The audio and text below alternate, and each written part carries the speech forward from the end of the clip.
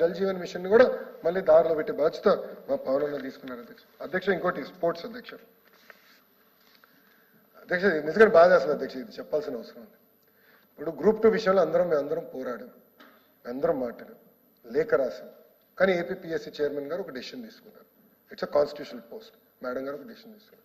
అయింది, బాధ కలిగింది. ఎగ్జామ్స్ నిర్వహించారు, అందరు ఎగ్జామ్స్ రాశారు.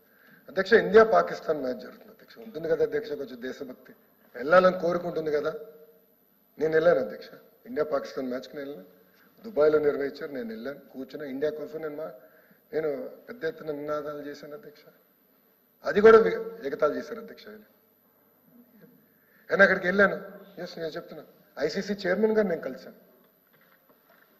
అహ్మదాబాద్ తర్వాత అతిపెద్ద స్టేడియం భారతదేశం మళ్ళీ కడదాం, అమరావతిలో కడదాం ఆ స్టేడియం అని నేను రిక్వెస్ట్ చేశాను. దానికైనా సహకరించాను, నేను ఒప్పుకున్నాను. We will do it together అన్నాడు. ఆయన ఇన్ఫాక్ట్ నాకు ఎక్స్ప్లెయిన్ చేశారు ఎట్లా అహ్మదాబాద్ స్టేడియం కట్టారు, ఎంత ఖర్చు పెట్టారు, అది కేవలం క్రికెట్కే కాకుండా ఇతర యాక్టివిటీస్కి ఎలా వాడుతున్నారు కూడా నేను ఎక్స్ప్లెయిన్ చేశారు అధ్యక్ష. అంటే మల్టీపర్పస్గా ఉండాలి, మీరు ఆలోచించండి, అట్లా కట్టండి అని చెప్పారు.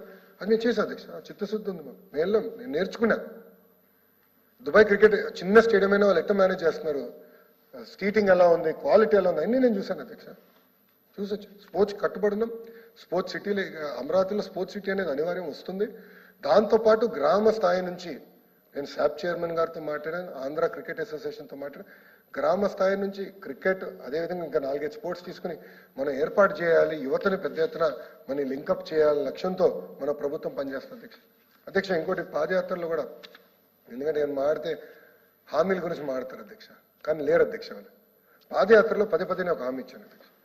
ఈరోజు మనం బటన్ నొక్కితే భోజనం ఇంటికి వస్తుంది, బటన్ నొక్కితే నిత్యావసర